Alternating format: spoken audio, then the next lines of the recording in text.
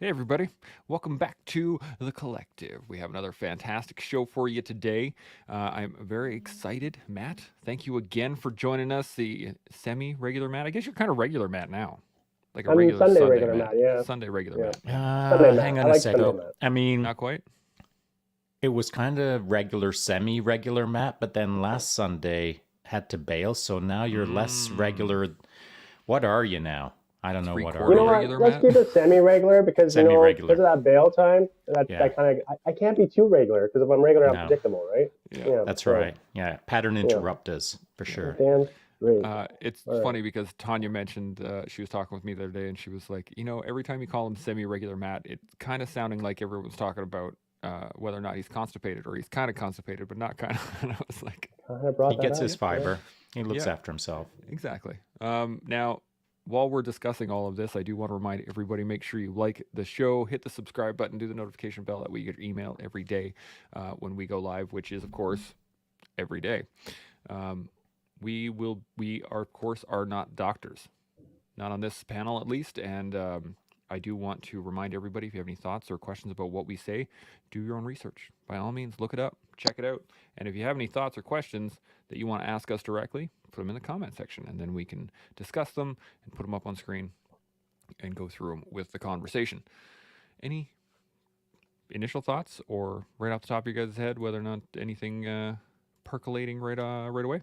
Nope. Nope. Okay, well, let's dive right into the conversation. The thing we're talking about today: building communities. And Should the have got Shane Wenzel on this one.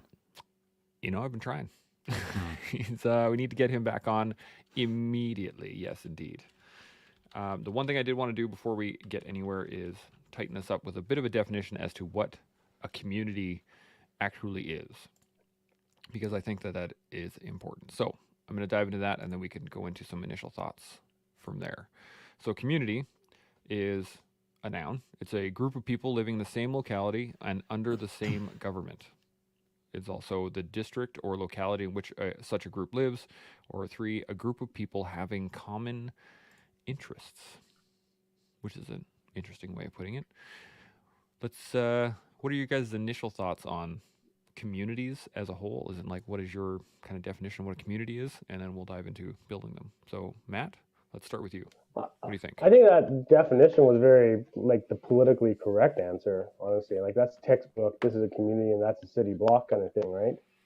For me, a community is a group of individuals who are like-minded and take care of each other, right? Tribe is a good way to describe it too, where you have a common focus, but you are bringing each other up as well as yourself, and the same goes for them. They're bringing you up with them too as well. So it's more, I think, it's more tight knit than just the textbook description. Communities can be anything too, and it doesn't have to be like coming from the military thing. We have our own culture within a culture, but I would also say that we have communities within communities, right? Like chance, when you're in a different section or a troop or something, you had rivalries against other sections and troops, but Mm-hmm. your community, your section, that was your bond, that was your group you went to, right? You drank with them, you cried with them, you bled with them, and at the end of the day, you went and did other stuff, did it repeat, right? So Mm-hmm. that's my kind of initial thoughts on that one. That's a good one. Sean, what do you think? Yeah, I feel the same way. Well, similar to Matt. I think I don't know if we're identical on the definition, but how I see it is it's just a collection of like-minded people. And as I was looking at the building communities, the first thing that came to mind was, and it branches directly off of the topic that I was discussing this morning on my live IG chat, and it came about exactly a year ago. I was standing in the Louvre in France to look at a bunch of different art, and I was standing in front of Spartacus, a statue of Spartacus in marble, and because it popped up in my OneDrive this morning as I looked at the image, I thought, you know what, I'm just gonna relearn about Spartacus again. So I started digging into his background, gladiator, slave, revolutionary, blah, blah, blah, all of the good things. And so he started a community to some degree where it was just less than 70 gladiator slaves escaped and with kitchen utensils and grabbed then gladiatorial weapons and then fought their way out, then started moving off towards Mount Vesuvius. And at one point, Spartacus had not collected one-on-one personally, but through a process, built a community, collected 70,000 slaves within his army. And that was to fight against the Roman, we'll call it invasion of his own lands, or the over-disciplined approach towards the general population, or let's call it what it was, slavery, a harsh slavery that decided to do something about it. And a dude called Spartacus built a 70,000 person community to fight against that slavery. Now, it didn't work out very well, of course, as I mentioned this morning. Initially they fought well. They did lots of good things to preserve the people within that slave army. But eventually the Roman forces started putting a lot of resources against Spartacus, and at some point a 40,000 man army was formed under a general, and I want to say his name was Glaber or something like that. Anyway, 40,000 men got to push towards Spartacus to try to defeat him, and through a long and arduous process, it was done. Now, two things that kind of stood out for that period of time for me. One, both things I'd forgotten. One was, and Chance, maybe you can see it as you're looking into the story, but out of the 40,000 men that got formed up to go and try and defeat Spartacus, the general who was leading it, who was known as a harsh taskmaster, decided to invoke the law of was it not discrimination, the law of not disintegration, the law of something like that. Destruction or something. No, it wasn't destruction. It was, anyway, what he did do was every 10th man was killed within that 40,000 man cohort. And so as it broke down into the various different little subunits, finally broke down to the smallest unit, which was 10 men. Decimation. And the law of decimation, that's right. And so out of those 10 men, they all had to draw a straw. And the man who drew the shortest straw was then either clubbed, stoned, or stabbed to death. And then the other 9 men would have to grab their gear, move out of the city walls, and sleep on the hard dirt and face other adversities. Their rations were switched from wheat, which was their normal daily ration. It was switched to barley, which was considered a cheaper, more slave-like food, as it were. So essentially, 10% of a fighting force of 40,000 men was killed. And then the other 90% was put to the harsh task of, you better all get with the program or you're going to get it. And so that's how that battle started, with a Roman general kind of putting the hurt on his own community to go and destroy another community that was trying to defend itself against the community that was putting slavery on it. So, and then what the other outcome was, Spartacus, who had built this community, was then not only were his men killed, but then subsequently they were all punished, where 6,000 slaves that survived from the Spartacus side, the Romans took them, all 6,000, and crucified all of them and put them on either side of the road all along the Appian Way that ran from Rome to all of the outlying cities. So a community that was built on like terrorizing, a community that was built to try to fight against terrorizing, and then the outcome is 6,000 crucifixions. What lesson was learned? Well, as I sat down and looked at that image this morning, the lesson I learned was one man can stand up against that kind of nonsense and raise an army for the right reason to fight against this kind of evilness.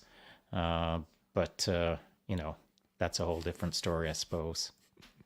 It is another larger discussion. I have a couple of things on that, and Matt, I'm going to come to you with this question once I'm done with this, so be prepared. So I just want to pull this up. While the term today is generally used to describe any massive defeat, the Latin word for decimation actually means the removal of a tenth. So the concept originated in the Roman legions. And as you said, Sean, under such a sentence, a body of troops would be divided into sections of 10 men, and one soldier from each group would be chosen at random, usually through a lottery, and the unlucky infantryman would then be beaten to death by his comrades. The sentences were carried out regardless of the victim's rank, reputation, or even involvement in the transgression in question. The fatal blows were typically struck with clubs, a practice the Romans called fustuarium. I probably decimated that one, but it brings into mind in that communities can be built in many different ways. That's right. That was going to be the point. Yeah. And that, you can build a community through violence.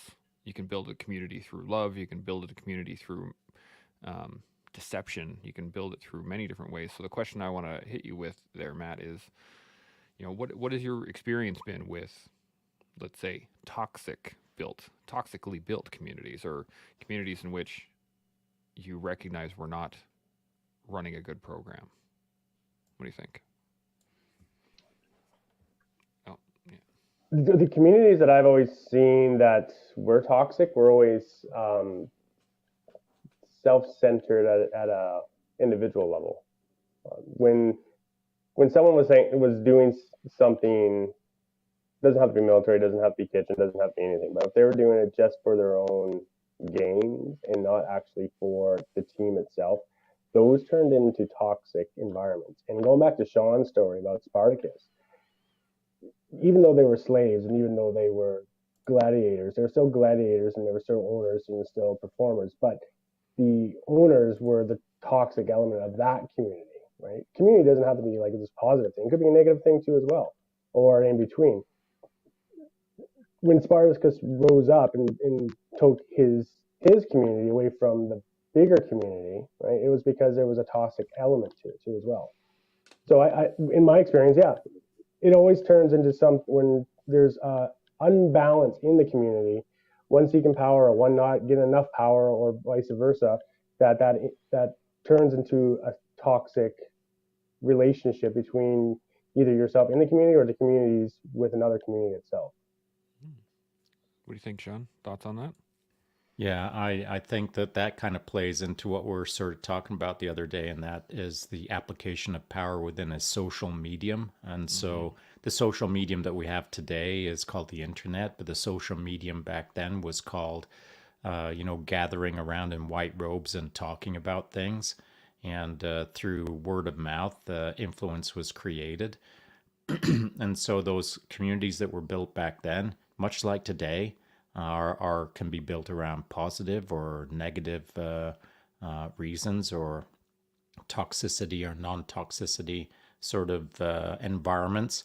The difference between today and then is that the speed of which things can be built today and the speed at which they can be distorted today. So, I think the example that I would like to use is the soldiers that were in the decimation act. So you've got 10 guys, they're all drawing straws. And then I draw the short straw. And then I look at all of my buddies and shrug my shoulders and say, okay, well, I guess this is where I die. That's never going to happen. And so if I draw the short straw, or if my buddy draws the short straw, or any one of those 10 guys draws the short straw, I'm looking at that situation and thinking, not today.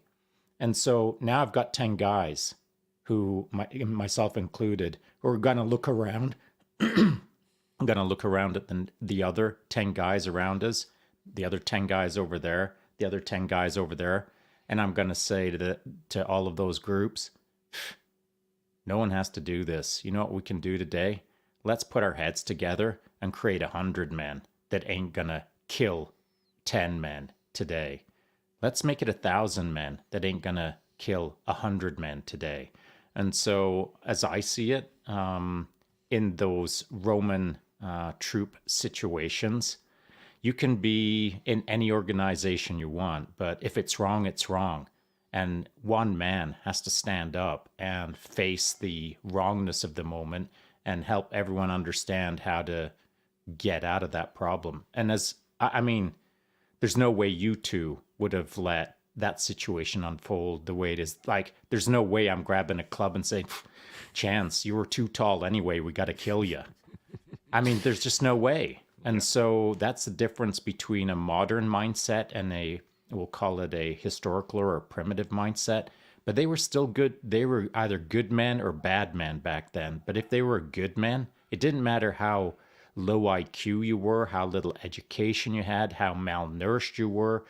I mean, if you're a good man, there's just no way you're going to watch your buddy draw a short straw and then shrug your shoulders and stab him in the throat. I mean, there's just no way. Matt, what do you think? I think that in modern society it still happens. It just doesn't happen cutthroat as it was, right? No clubs involved. But we got cancellation culture, right? If if the group doesn't agree with somebody, they will, or people don't agree with an individual, they'll decimate that person's livelihood, right? They'll remove him from anywhere. So I see what Sean's saying, but I also still think it's something that happens now. It's just on a different scale of death than actual murder. I think you're right, and it's a fair point to raise. But I think the important distinction between the cancel culture and a troop of 10 men all standing next to each other side by side is those 10 men have served together, have fought together, have suffered together, have eaten the same crappy meals together. They have walked side by side through all of the weather, through all of the mountains, through all of the rivers. They've served together, and there's an important distinction between that and the randomness of the no name, no face cancel culture that can operate in its basement as a power, as it were. Agreed. So does that bring up the point that possibly in the modern age of technology and the way we communicate via distance, right, is that communities in that regards are being destroyed, and that maybe what's coming in its place is not better, and we should, as individuals, be that Spartica, right, and start forming our local communities of strength of 100 people who will not decimate 10 people. Yeah, I think one of the important distinctions that I look at in this particular line of questioning is the modern culture today can interact as avatars. So they never have to look me in the eye. I never have to look them in the eye. We actually never hold each other accountable through, oh, bro, don't even ever say that again. So that culture can exist right now. The anonymized avatars of the world can interact and come up with schemes and plans and all of that good stuff without actually kind of being human. But those 10 men 2,000 years ago, they didn't have avatars. They just had themselves looking at each other in the eye and getting ready to stab their buddy. And there's just no way. There is no way that that would have happened on my watch. That would have been the perfect opportunity to create a massive internal revolt against whoever. I don't care. There's just no way that that's going to fly on my watch. So I think that it was a different time by looking your buddy in the eye and having to do that deed versus today, where it's so anonymized. People have got zero accountability on their anonymized presence that it can fly, as it were. Yeah. There's a great question here from Winterstorm that plays into exactly what you guys are talking about. I'm going to put it up here. He says, do you think these days that communities come together by what makes us the same, similar viewpoints, or what divides us, i.e., we all hate or are scared of the same thing? And I think this is an interesting question because it's kind of both, especially on the internet, because I think it's at least in my mind, one leads into the other. You start following certain people that have a similar view, and then they take a stance similar to what we were talking about yesterday in terms of social power. They take a stance, and then without critical thought, without the thought that you're talking about, Sean, of going, no, I'm not doing that. That's wrong. I'm not gonna just stab my buddy. That social pressure can change what we think we might do in those situations versus what we actually will do in those situations. So the question now goes to you, Sean, right off the bat. Do you think that in these days the communities come together by what makes us the same or what divides us? I don't know. And, to be honest, I don't think it even matters. And here's why. Because whatever collects people together, whatever makes them commonly gather, then that's an opportunity to not influence the group, but to educate the group as to how to do it better. So if everyone joins Team Awesome because we're wearing t shirts called Team Hate, and they come on over for the hate, well, then it's our job to educate that hatefulness into something more awesomeness.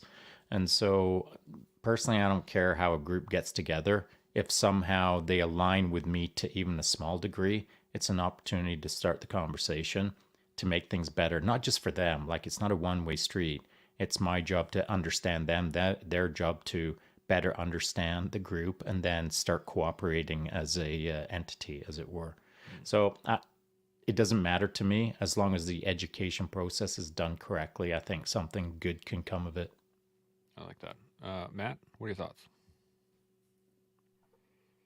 I think I don't know. I think fear is one of the bigger things over hate, honestly. And I think it's not going to be all Jedi selfish, but fear leads into hate, right? Um, I think fear is something that is very easy to manipulate within our current ability to communicate too. And I think that is the negative, but I also believe that there's a positive in the people who see that fear being generated and go, whoa, whoa, whoa, stop, relax, take your time and research, right? And actually make a collective collective uh, decision and form a community in that regards, right?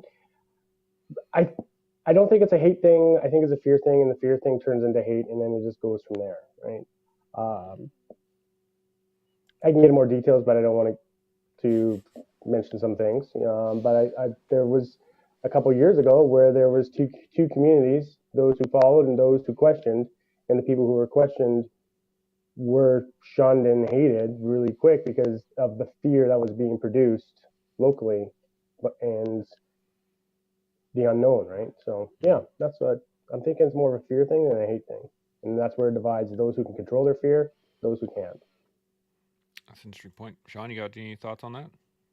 Yeah, I agree with Matt. The fear is a great tool to manipulate people who are easily scared.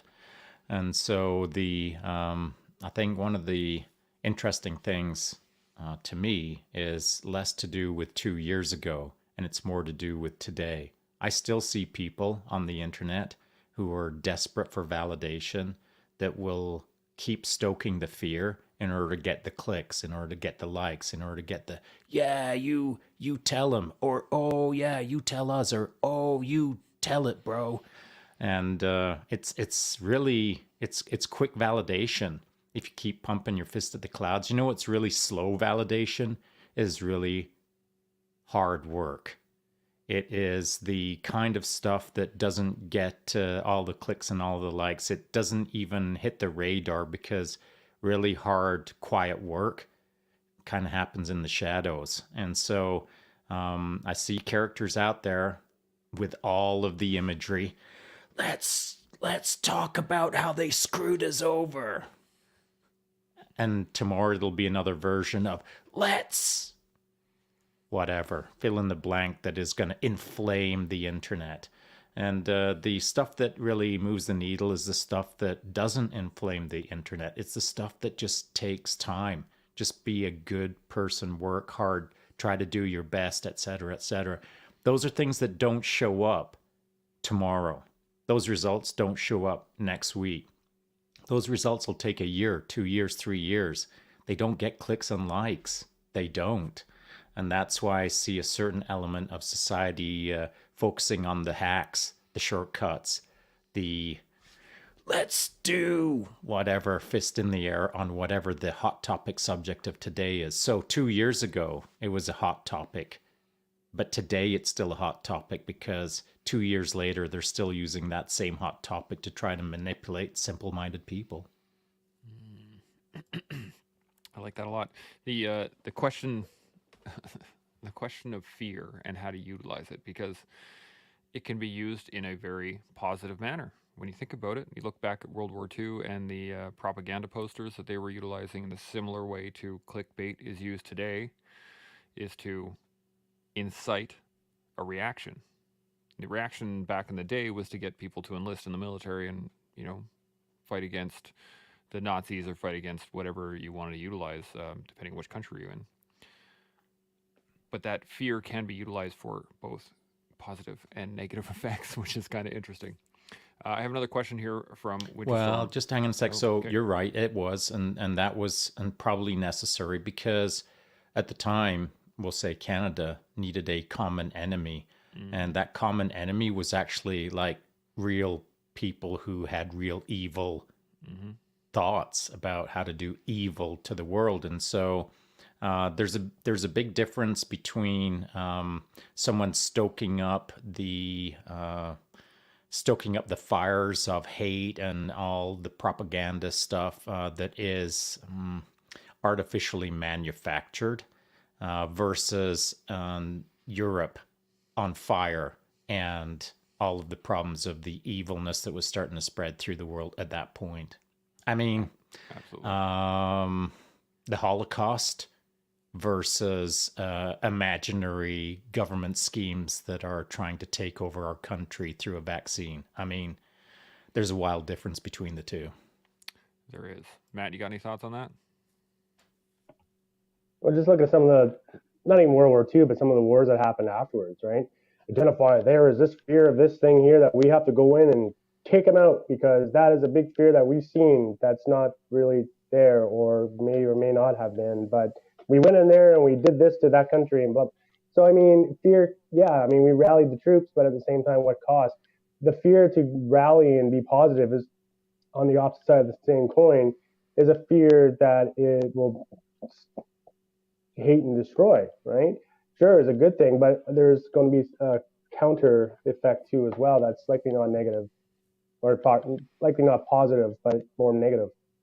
Interesting. Do you think that bring this back to the building a community? Do you think that the utilization of fear in the building of community then has to have a reaction of like a negative consequence out of it, regardless of what the intent is to use it? I think that there will be a negative consequence no matter what, but it's just the scale of that negative consequence, right? Like back to Spartacus and stuff when he took his 70 people and bailed, right? For those dudes, those 70, they were happy, they were good to go, right? But what about the families? What about um, the other slaves who are like, you know what, I'm happy serving water 16 days a day, you know what I mean? Like I got zero problem doing that, but my lifestyle is now going to be interrupted. So there is a positive and negative. It's just the scale and the impact it has on the individual person and individual community, because you can have both. That has to be balanced or understood from both sides. Right? Hmm. Sean, what do you think? Yeah, I think it's the overt realization of someone being nailed to a cross is a pretty good sign that you should align yourself with not getting nailed on a cross. And that's one of the cold hard realities of history that is a practical example of the choices or the outcomes of your choices. And so I suppose when the 70 guys were busting a move and heading off to wherever, and this is, obviously imaginatory. I don't know. No one was there. No one was taking photos or getting on video. But I imagine when those 70 guys were busting, there were slaves there that were looking around trying to figure out, am I in or am I out? Am I in on this thing or am I going to play it safe and I'm going to ignore it and just keep serving water 16 hours a day and hopefully nobody cracks me upside the head because somehow they feel that I participated in it by not trying to stop it. So through the simple act of inaction, perhaps there would be punishment for that inaction, as it were. And so it's a really interesting situation when 70 guys are busting a move. You probably don't have a whole lot of time to decide which side you are on. And so that's kind of critical, I suppose, that long before that move was busted, everyone should have been thinking about, am I on the side of evil or am I on the side of good? Am I down with slavery or am I not down with slavery? Do I like how I'm treated or don't I? And it's all of these decisions that people could make long before there's an escape. But most people don't want to face the cold, harsh reality of their circumstances in that moment. They just keep on keeping on. They keep on putting their head down. They keep on serving 16 hours of water per day with no thought to becoming more or doing better or helping your fellow man or seeing your full potential or etc. Matt, you got any other thoughts on that? I got a quick question from Winterstorm, but No, we're good. Rip okay. it. So Winterstorm asks, and it again, it's in line. He's right on in line with exactly what you guys are talking. It's almost like he's listening, perhaps asking questions directly Weird. about what's happening. Weird. Anyway, he says if a community is made up of different people, it is also made up of different roles, leaders and followers. And could there be a community made up entirely of leaders? What do you think, Sean? How about yourself? What do you think? Yeah, I do think that there can be communities like that. Typically, they're called special operations units. And so everyone that I worked alongside of, whether they were subordinated to me or not, they were all leaders in their own right. And that kind of came about because over a period of years of training and excellence and etc., they entered into an environment that encouraged that kind of action, encouraged that kind of mindset. Every man is an individual operator to some degree.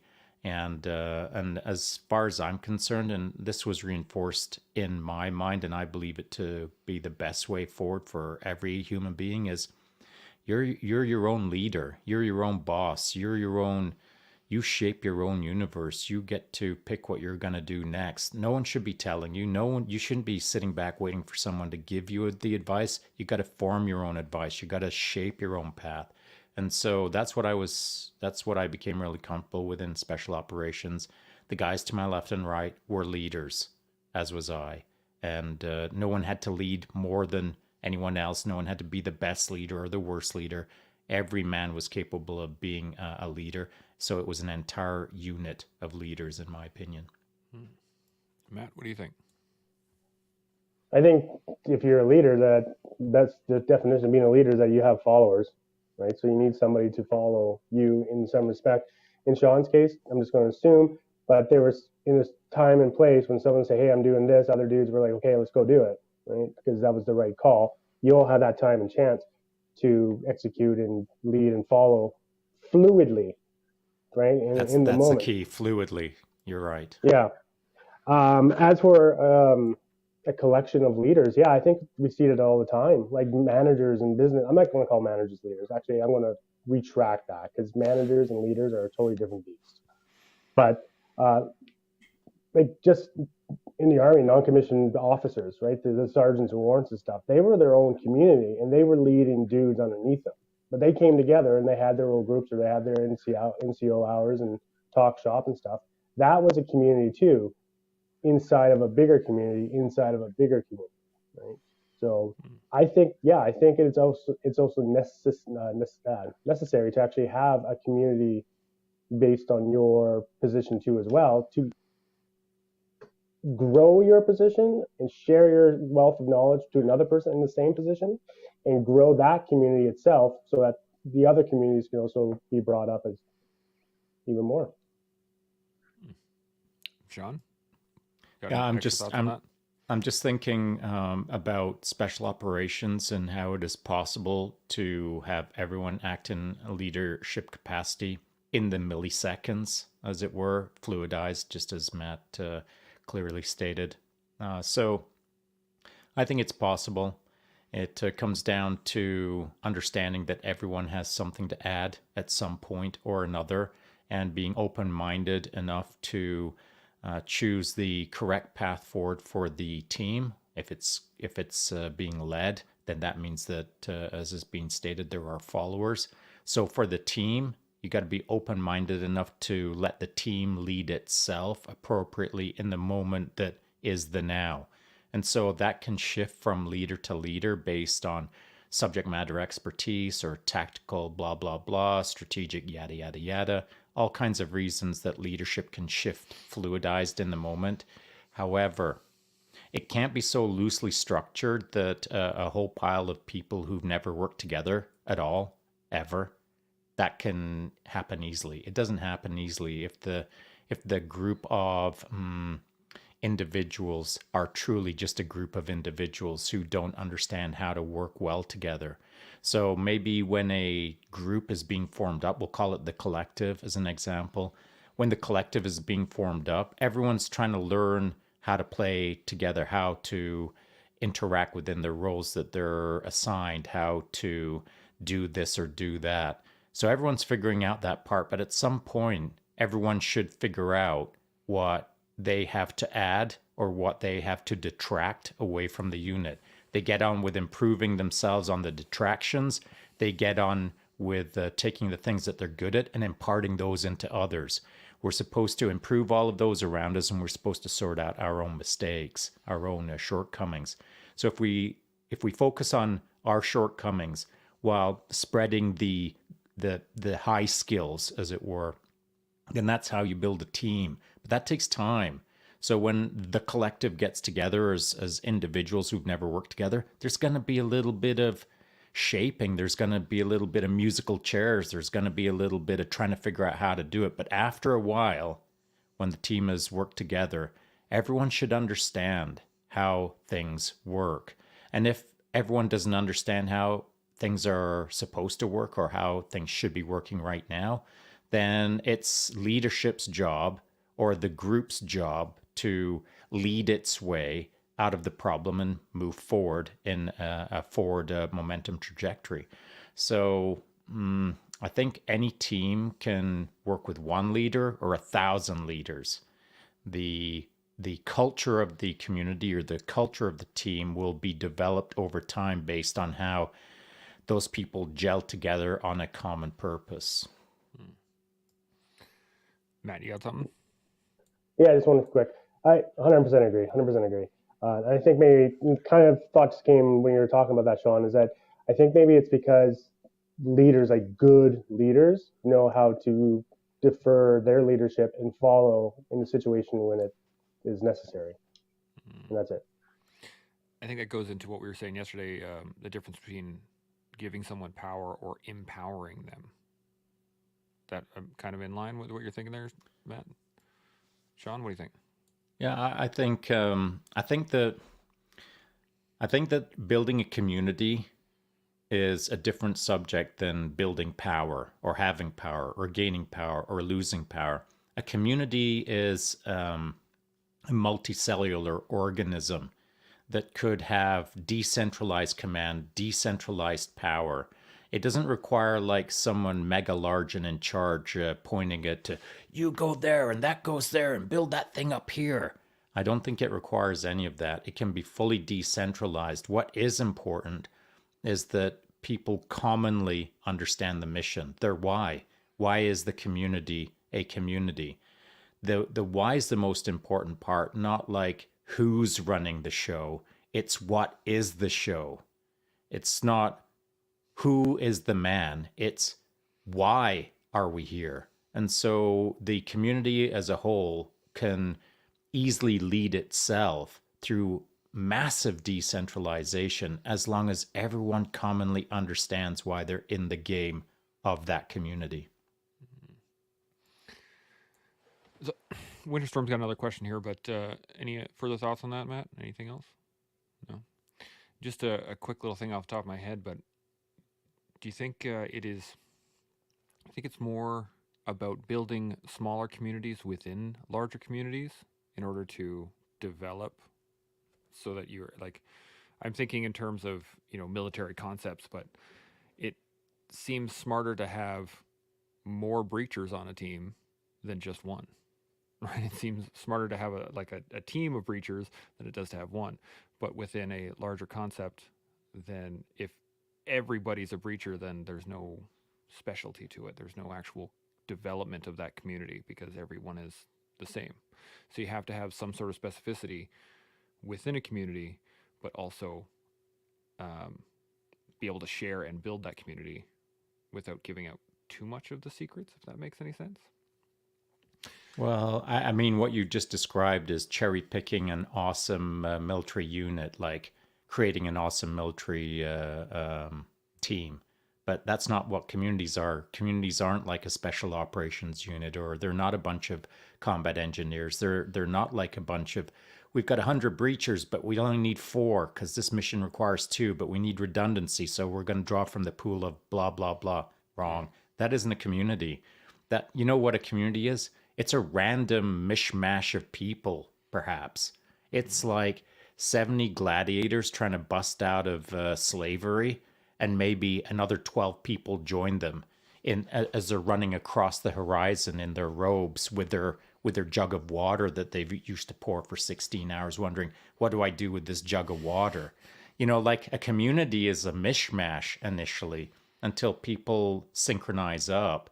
And so nobody starts a community like this.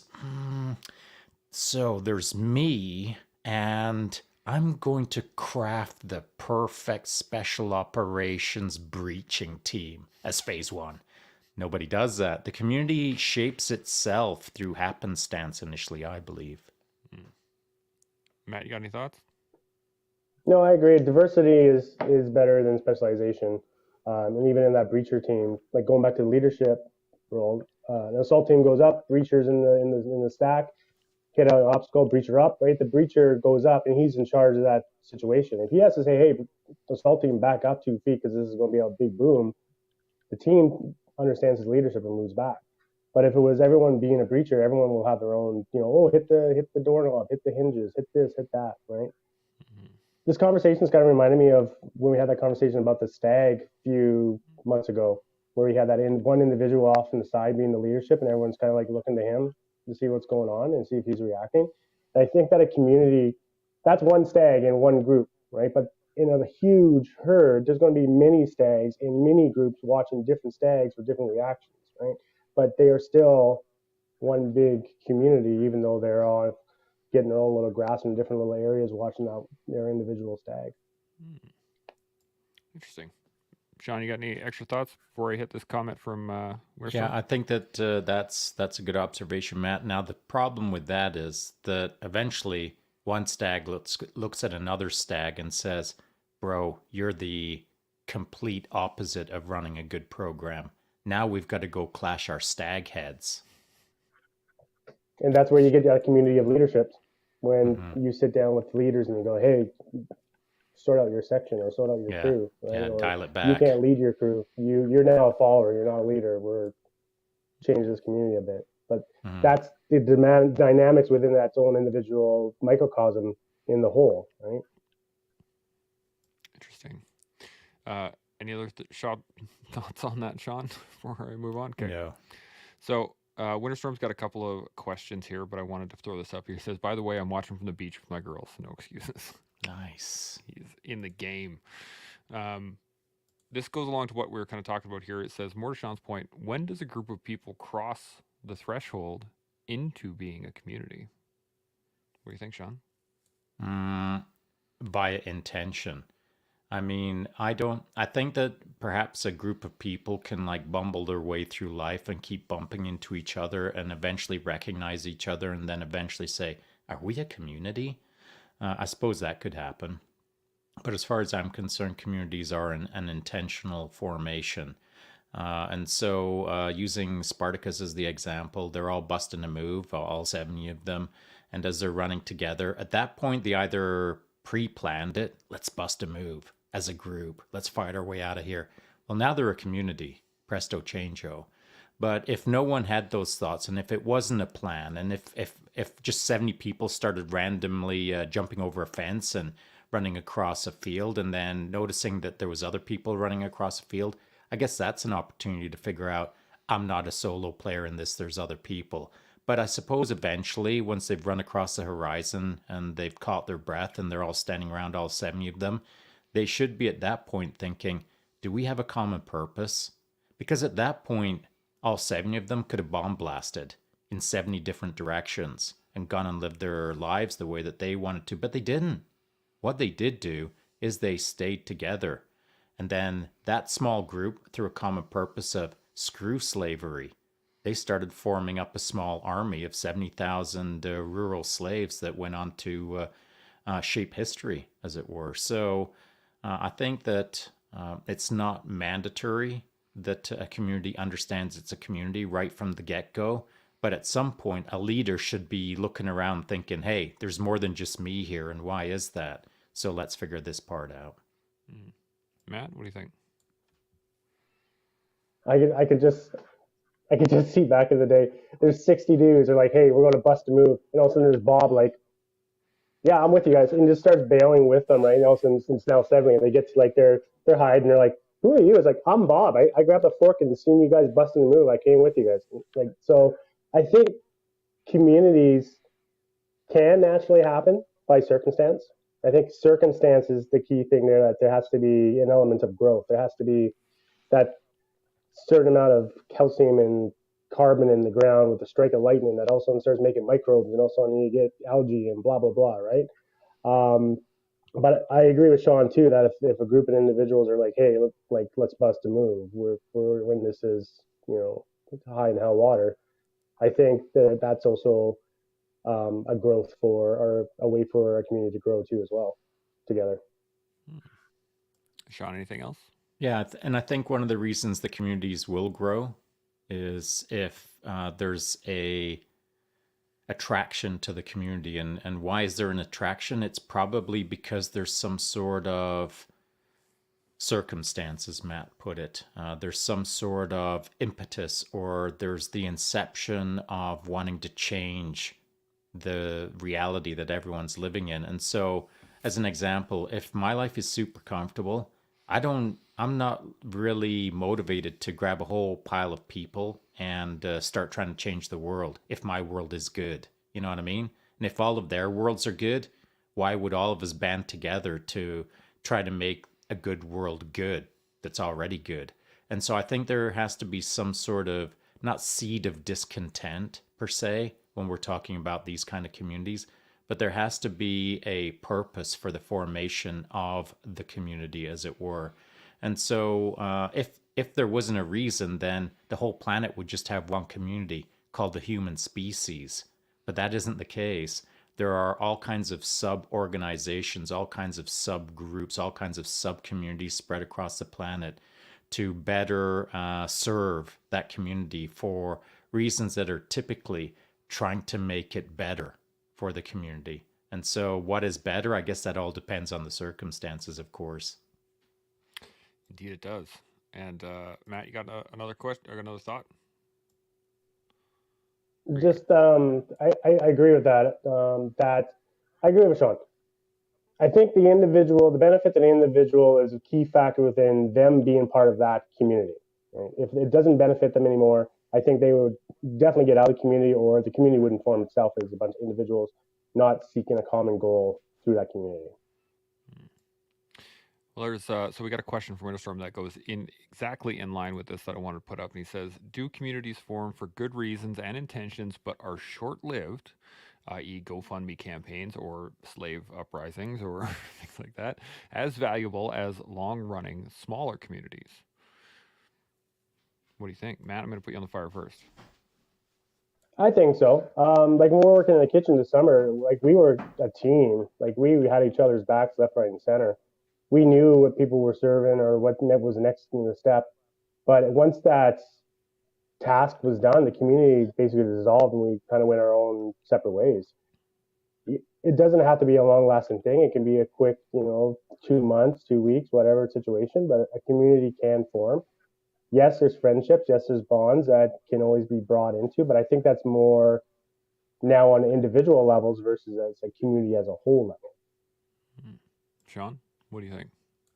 I think that I have no issue with some communities that are formed for good reasons and intentions, but are short-lived. Because what is short-lived? 1 week, 1 day, 1 month, 1 year? If let's just call it short-lived for lack of a better term. The moment that you can start stacking up short-lived communities or short-lived lessons or short-lived GoFundMe learning moments, well, that's a great opportunity to build your sense of the world around you.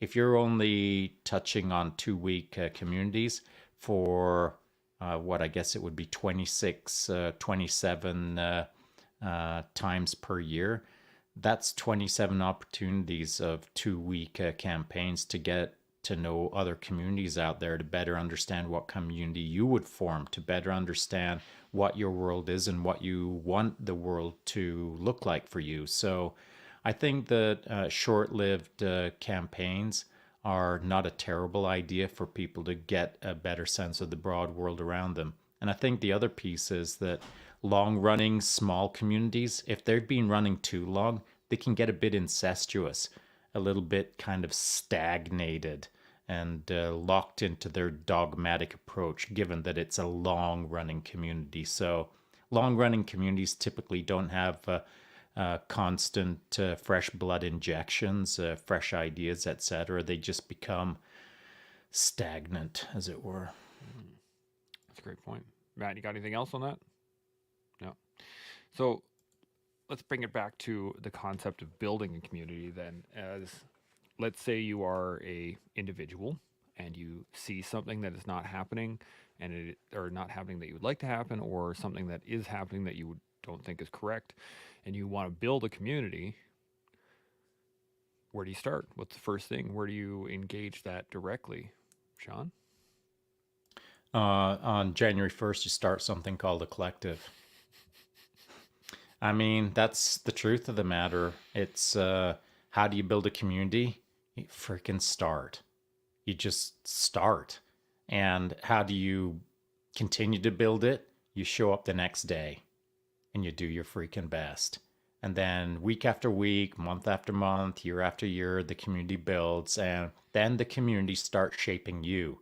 You're not shaping the community. Once the community gains a certain sense of critical mass, then it will calibrate you. You don't have to calibrate it. And I feel that if we're talking about the community called the collective right now, I feel like we've gained enough critical mass that it's helping to shape us, helping to shape its own direction, as it were.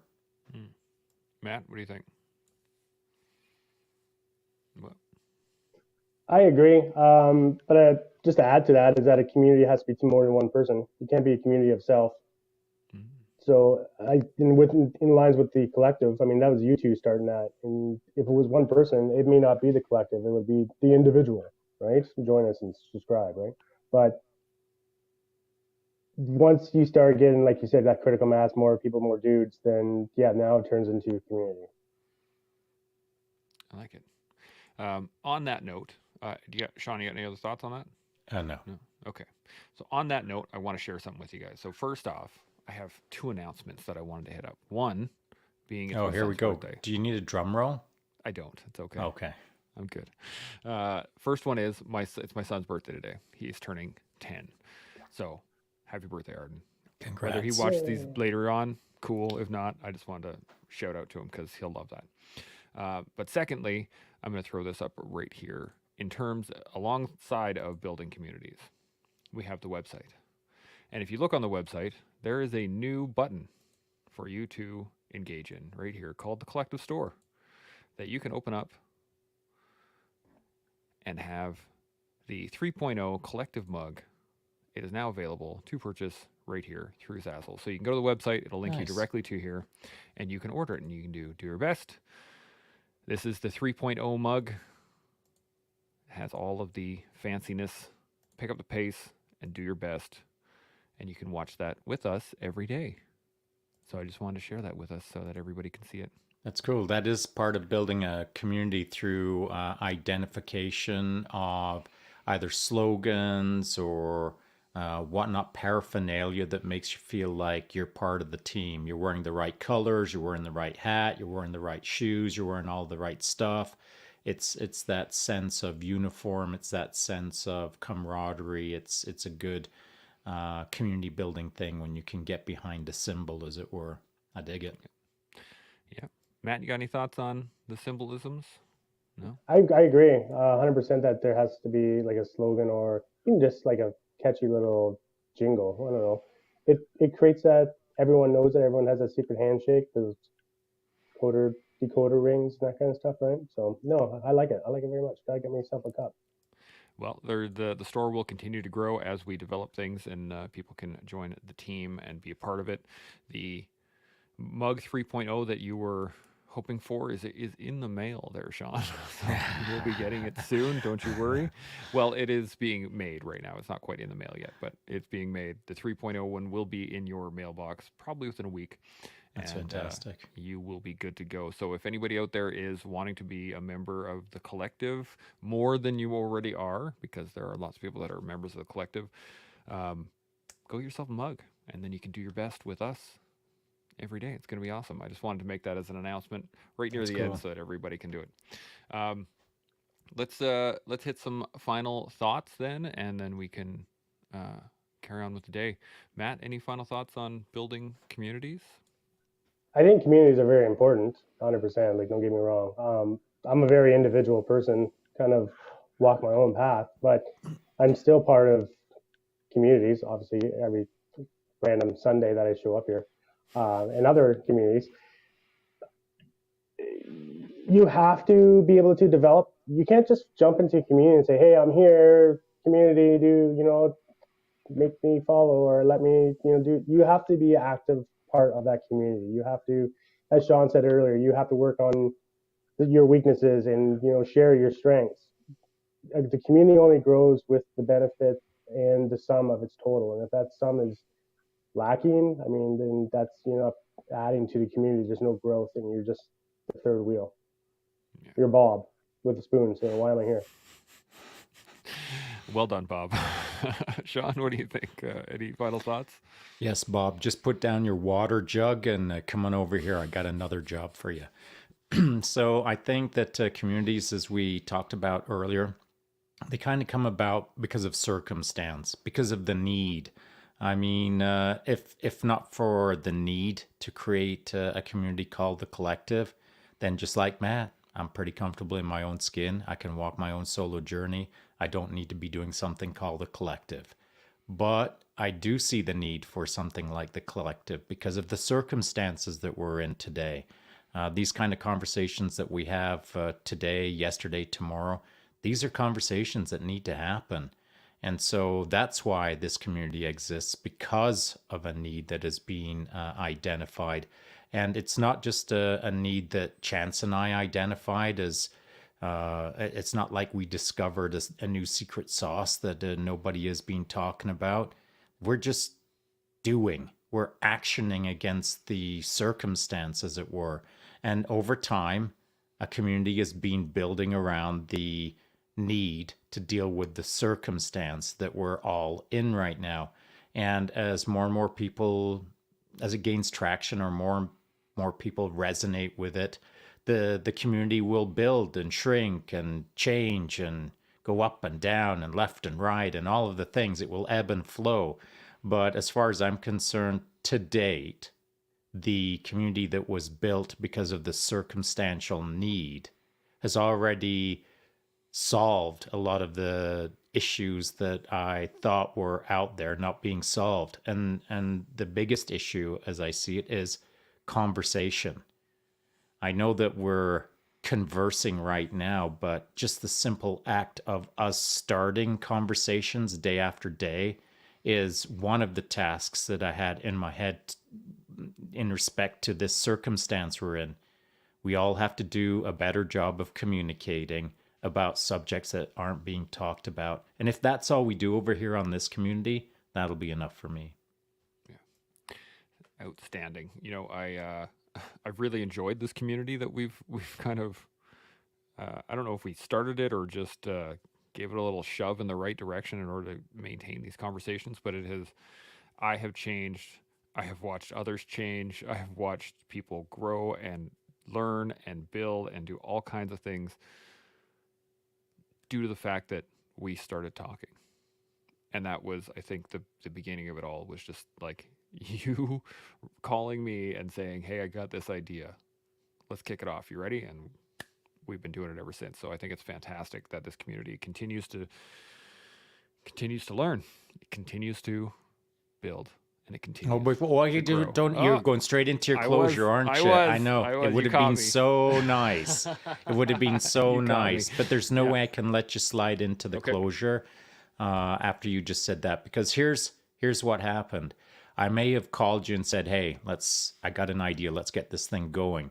But really, that was a moment where it was one slave saying to another slave, hey, do you want to keep pouring water for 16 hours a day? Or do you want to bust a move out of this place? Let's see if we can get rid of slavery, as it were. And so you didn't have much time to think, but you freaking threw that water jug down and started running across the field with me, as it were. And so that's a really important aspect of the whole thing of building communities. When someone says, are we moving now? You get to decide. I'm moving now.